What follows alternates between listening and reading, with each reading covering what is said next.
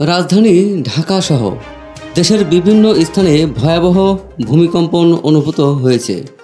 21 November শুক্রবার সকালে 10:39 এই ভূমিকম্প অনুভূত হয়।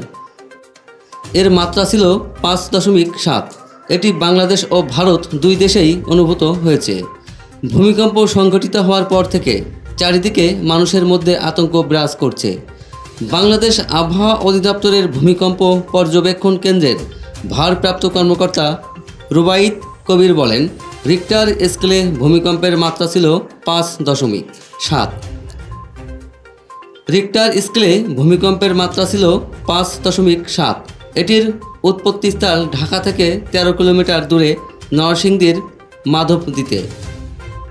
রাজধানীর বাসিন্দারা বলেন, হঠাৎ করে আমি খাট থেকে পড়ে গেছি। আমার টেবিলের বই সব পড়ে গেছে। দৌড়ে নিচে চলে গেলাম। পাশের সবাই নিচে নেমে এসেছেন। মানুষ খুবই উদ্বিগ্ন। মার্কিন ভূতাত্ত্বিক জরিপ সংস্থা ইউএসজি বলছে, রিক্টার স্কেলে ভূমিকম্পটির তীব্রতা ছিল 5.7। ভূমিকম্পের কেন্দ্রস্থল নরসিংদী। ভূমিকম্পের সময় ঢাকার বিভিন্ন এলাকায় অনেকেই আতঙ্কে ঘর থেকে রাস্তায় বেরিয়ে আসেন। ভূমিকম্পটি কয়েক সেকেন্ড স্থায়ী ছিল। পার্শ্ববর্তী দেশ ভারতেও এই ভূমিকম্প অনুভূত হয়।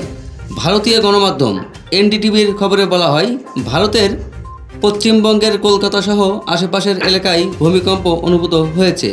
তাৎক্ষণিকভাবে কোনো ক্ষয়ক্ষতির পরিমাণ ও হতাহত সম্পর্কে তথ্য জানা যায়নি।